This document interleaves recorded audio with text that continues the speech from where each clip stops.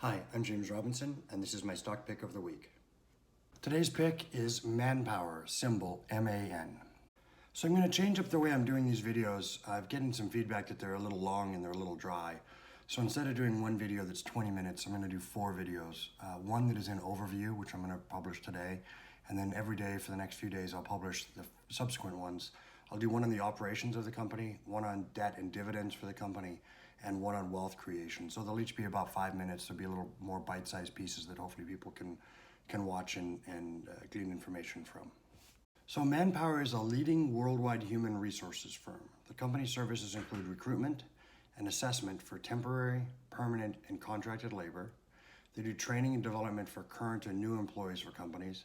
They do career management for companies considering a change, so that's headhunter type work. And they do outsourcing of HR departments for small and medium-sized companies. Manpower has 2,800 offices around the world. They operate in 80 countries. The company has 30,000 employees, and it's based in Milwaukee, Wisconsin. Manpower was founded in 1948. So as of August 26th, the market cap was $4.58 billion. The company had revenues of $21.23 billion, profits of $497 million, and had a PE ratio of 10.07.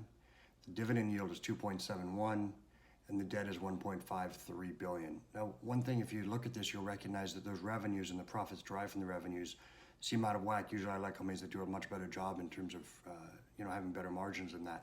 However, the revenues this company makes includes the fact that they oftentimes will place workers with a company, they'll pay the worker, and then the client will reimburse them. And so that reimbursement counts as income to them.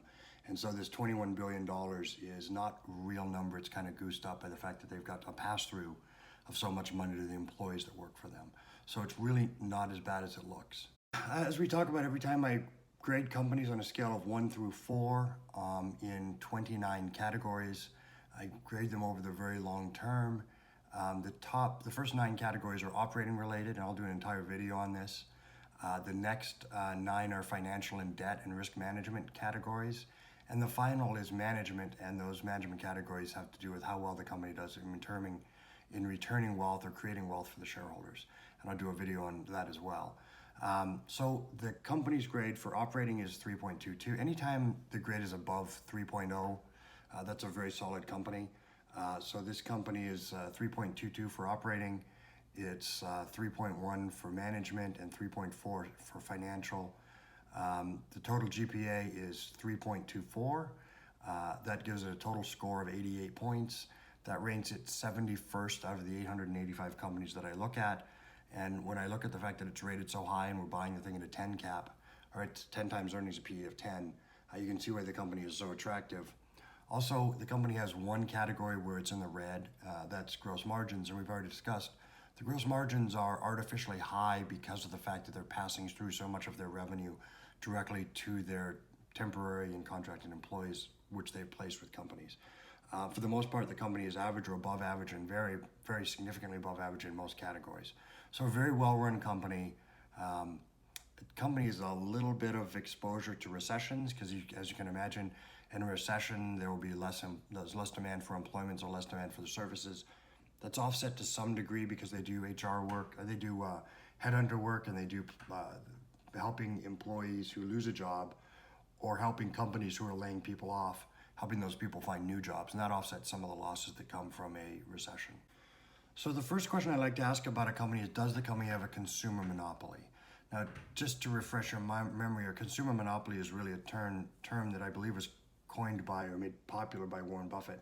It's companies that have a strong place of mind that has significant pricing power. Examples would be Coca-Cola. Coca-Cola can simply charge more than Fanta or some other Coke or soda that you've never heard of. And so they have this consumer monopoly that gives them pricing power. I don't believe that this company really has that.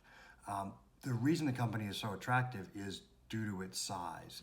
If you're a Fortune 500 company and you have offices in 40 or 50 cities, 40 or 50 countries, you want to find one company that you can outsource your needs to as often as possible. In my day job, which is doing commercial real estate, Jones Lang LaSalle and CBRE have significant competitive advantages because they're able to help companies with their entire portfolio of properties. This is sort of the same model. This company is able to, because it's in 2,800 offices in 80 countries, they're able to really meet the needs of these very, very large companies, and especially meet the needs of companies that are growing. So if you're going to open up a shop in India and you don't know where to start, you'd call these guys and they've got it all set up for you. So that is their competitive advantage, and it's a significant advantage. The company is solid financially. It has $1.53 billion in long-term debt. That's been pretty flat. They've actually paid that down a little bit over the last 10 years. It represents less than 4 years of income, and the net income is 17 times its debt payments, so the debt payments aren't really an issue relative to the company's ability to pay its bills. Does the company reward its owners? Yes. The company pays an above-average dividend. Its yield is about 2.71%. It has bought back 27% of the company over the last 10 years through stock repurchases. So those are both really good things. The company's earnings have gone from $2.47 a share in 2012 to $8.56 a share in 2018. So income growth has been great. So would I buy this stock? Yes, at its current level of $80.58, I would recommend this stock. If you want to find out more about Manpower, then watch my upcoming videos in which we talk about operations, wealth creation, and debt and dividends. Thank you very much for your time, and please remember to like and subscribe.